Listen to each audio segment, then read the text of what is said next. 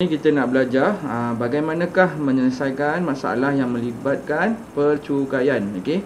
So kita tengok contoh 11. Okey, muka surat dalam buku teks kita boleh tengok muka surat 115. Okey, so dia kata kat sini Sabrina mempunyai pendapatan bercukai sebanyak RM30,633 pada tahun 2020. Okey, dia telah membayar zakat berjumlah RM230 pada tahun tersebut. Okey, berapakah jumlah rebate cukai Sabrina? Okey. So jadi mula-mula kita kena tahu pendapatan bercukai. So 1 tahun pendapatannya adalah sebanyak ni. Okey, daripada bulan 1 sampai bulan 12, ni gaji dia total semua. Okey, lepas tu dia ada bayar zakat. Okey, so jadi bayaran adalah lebih kurang 230. So dia dapat rebate. Rebate iaitu 230. So jadi sekarang ni kita tengok, tentukan rebate zakat dan rebate pendapatan bercukai bawah daripada RM35,000. Kemudian hitung bercukai pendapatan dengan merujuk pada jadual, kadar dan jumlah rebate. Okey, so jadi jadual ni ni adalah pada pelajaran minggu lepas. Inilah rebate dia. Okey, so gaji dia tadi di antara RM20,000 hingga RM35,000 kan. Okey. Yang ni gaji dia ni RM30,633.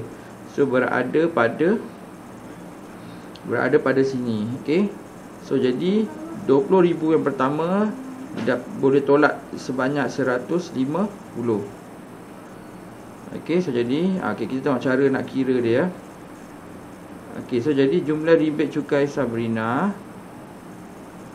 Okey, jumlah rebate cukai Sabrina adalah RM400. Okey, kenapa RM400? Sebab gaji dia, pendapatan dia kurang daripada RM35,000. Okey, so jadi minggu lepas saya dah ajar dah. Kalau pendapatan tahunan kita bawah daripada RM35,000, rebate akan dapat sebanyak RM400. Okey, rebate ni maksudnya kamu dapat pengecualian. Dapat kuranglah bayaran dia. Okey. Okey, lepas tu dia bayar zakat 230. So jadi total dia RM630. So jadi rebate dia adalah RM630. Okey, kalau gaji dia lebih daripada RM35,000, tak dapat rebate ni. Okey, so tak dapat, dia hanya boleh tolak rebate untuk zakat saja.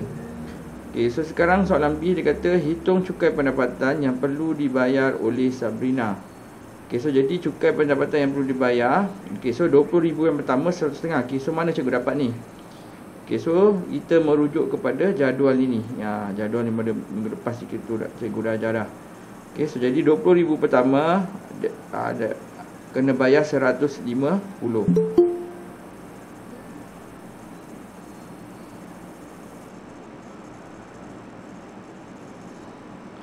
Okey, so jadi RM20,000 yang pertama dia kena bayar RM150. Okey. So jadi cukai atas baki berikutnya. Okey, so total pendapatan dia tadi RM30,633. Tolakkan dengan ni RM20,000 yang pertama. Kemudian darabkan dengan 3%. Okey. So ni dah tolakkan ni, kita dapat RM10,633 darabkan dengan 3%. So kita dapat RM318.99. So jadi total yang dia kena bayar adalah 150 campurkan dengan 399. So kita campurkan ni, kita tolakkan dengan rebate iaitu 630. So tolak dengan 630. So dapat negatif. Okey, so jadi bila tengok negatif ni dia tak payah-bayar lah.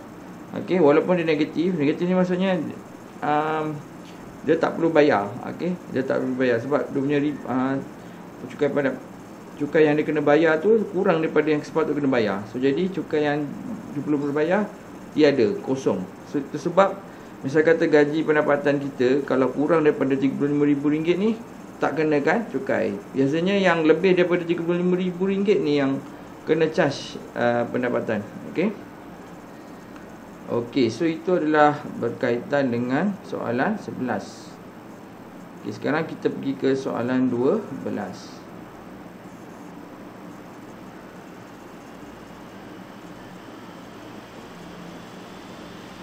Okey, soalan 12. Okey, jadual di bawah ialah perkara-perkara yang pengecualian dan pelepasan cukai Encik Nafi. Okey. So individu insurans dia ialah individu dia sebanyak RM9,000. Insurans ayat dari KPSP RM6,000.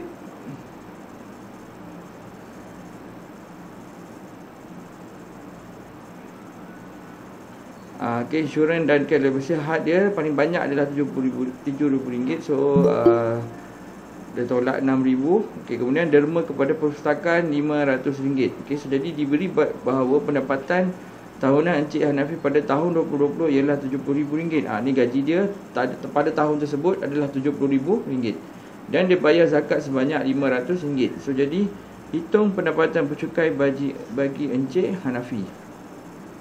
So pendapatan tahunan dia adalah RM70,000. Okay, pelepasan individu RM9,000.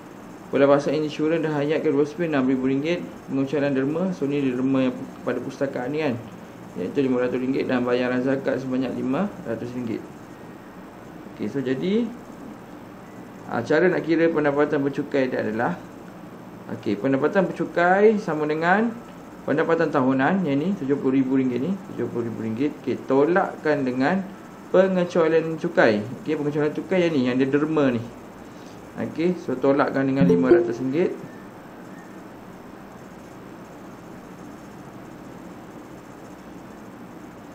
Okay, tolakkan dengan pengecualian cukai dia iaitu RM500. Okay, tolakkan dengan pelepasan individu dan insurans dia RM9,000 campur RM600. Okay, so dapat RM54,500. Okay, bayaran zakat ni dia tak boleh tolak. Okay, nanti kita tengok kenapa tak tolak dengan yang zakat ni RM500. Dia hanya tolak ini dengan ini saja. Okey. So jadi merujuk jadual kadar cukai RM50,000 yang pertama. Okey. So kita tengok yang tadi yang cikgu dah share kat gambar tadi.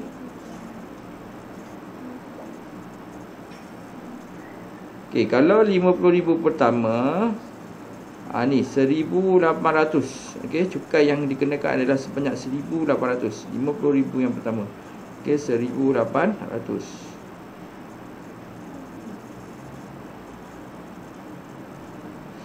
Okey, so jadi cukai bagi RM50,000 pertama adalah RM1,800. So jadi pendapatan bercukai dia tadi RM54,500, tolakkan dengan RM50,000 ni, darab dengan 14%. Okey, mana dapat 14% ni? Tengok tadi pada jadual ni. Okey, RM50,000 yang pertama RM1,800. So jadi kadar dia adalah 14%. Okey.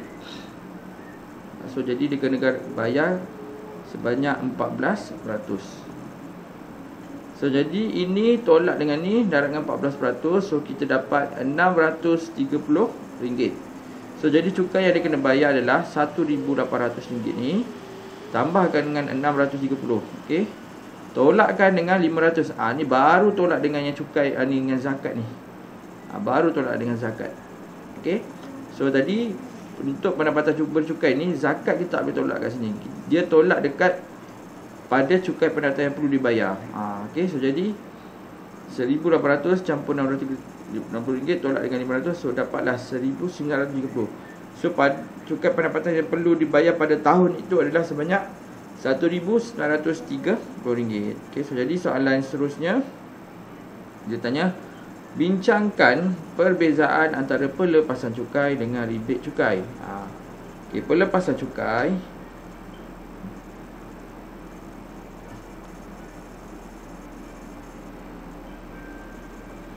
pelepasan cukai ditolak daripada pendapatan tahunan. Yang inilah, okey, pelepasan cukai. Dia tolak pada pendapatan tahunan. Okey, tetapi untuk rebate ditolak daripada cukai pendapatan yang kenakan. So jadi RM500 ni ditolakkan pada cukai yang perlu dibayar ni. Itu sebab buat tolak 5. So jadi bayaran zakat ni ditolak pada cukai pendapatan yang perlu dibayar. Dia tak termasuk dekat yang pendapatan bercukai. Okey. So tu soalan C lah. Okey. Kemudian kita pergi kepada soalan 13. Okey, soalan 13. Encik Kor telah menggunakan 600 kWj elektrik pada bulan November. Diberi bahawa penggunaan yang melebihi 600 kWj dalam sebulan akan dikenakan cukai pendapatan cukai perkhidmatan sebanyak 6%. Okey, jadual di bawah menunjukkan bil elektrik rumah kediaman Encik Kor pada bulan November. Okey, so jadi hitungkan nilai X dan nilai Y. Okey, so jadi untuk yang pertama ni,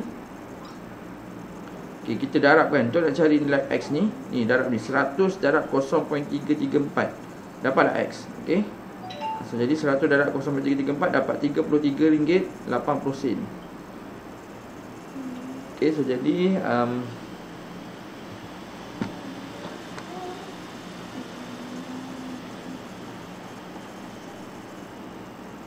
so ni adalah RM33.40.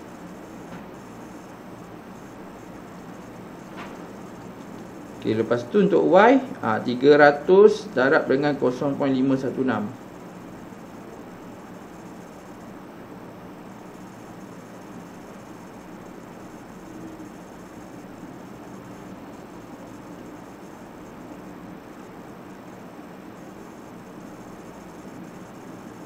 Sekejap ya, cikgu nak keluarkan kalkulator.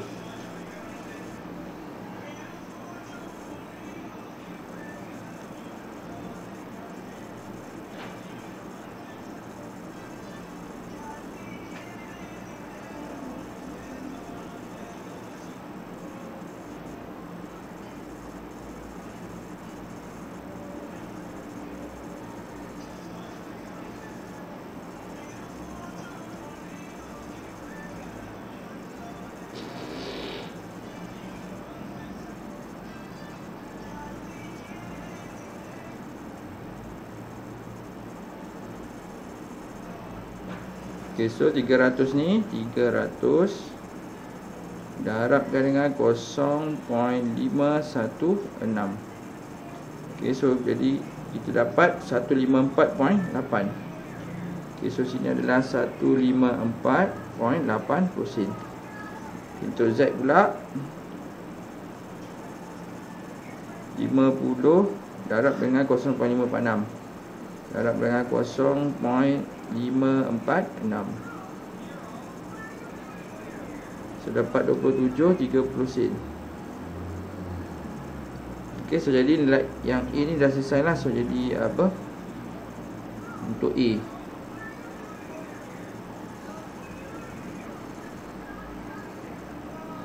Okey, lepas tu hitung jumlah barang yang tidak dikenakan cukai perkhidmatan. Okey. Cukai yang tidak dikenakan perkhidmatan ialah,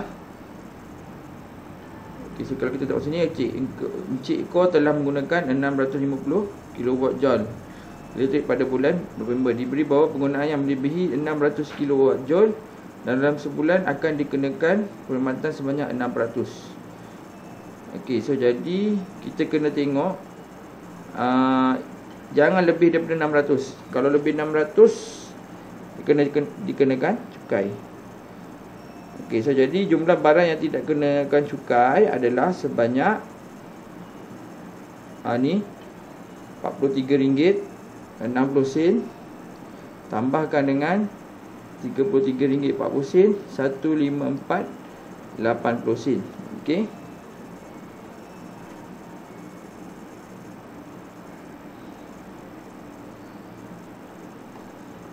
Okey, so jadi kalau kita tengok sini, kenapa yang ini saja yang tak kenakan cukai? Sebab kita campurkan ni, ni 200 campur 100 campur 300. Okey, juga ni kita campurkan ni 200 campur 100 campur 300.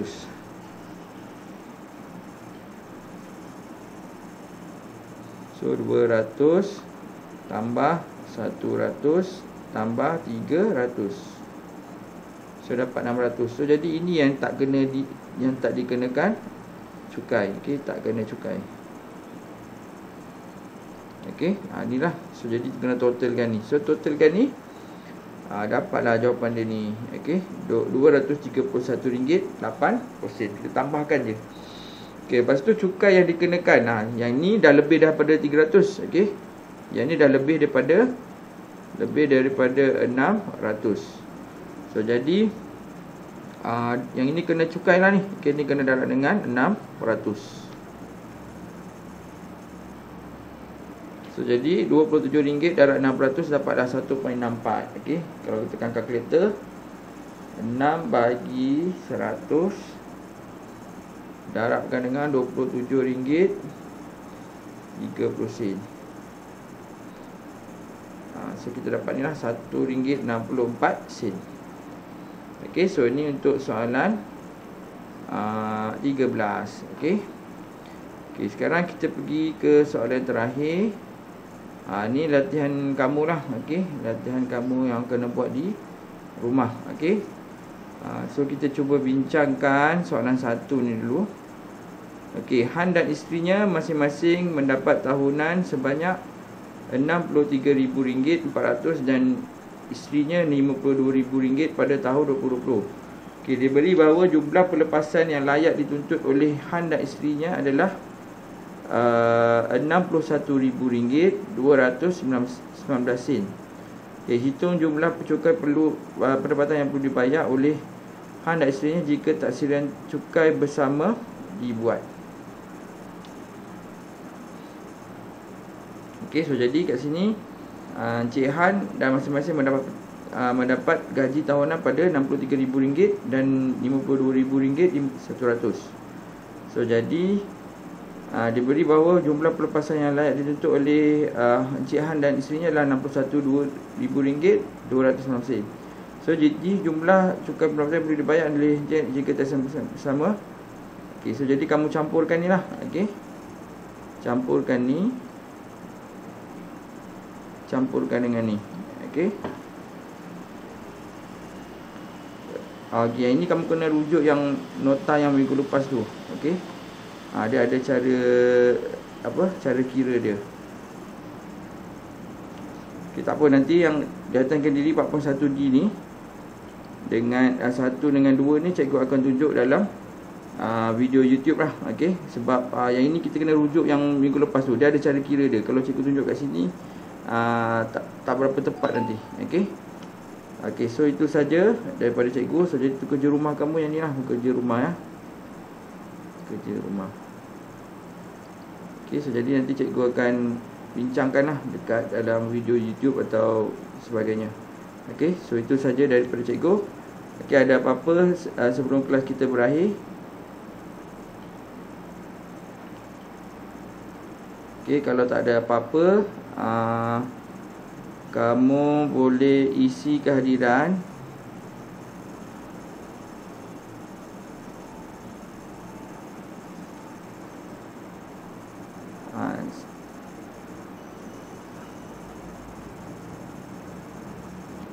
Okey, isi kehadiran dekat sini ya. Okey, so itu saja daripada cikgu. Sekian, terima kasih. Okey, ada apa-apa nak tanya?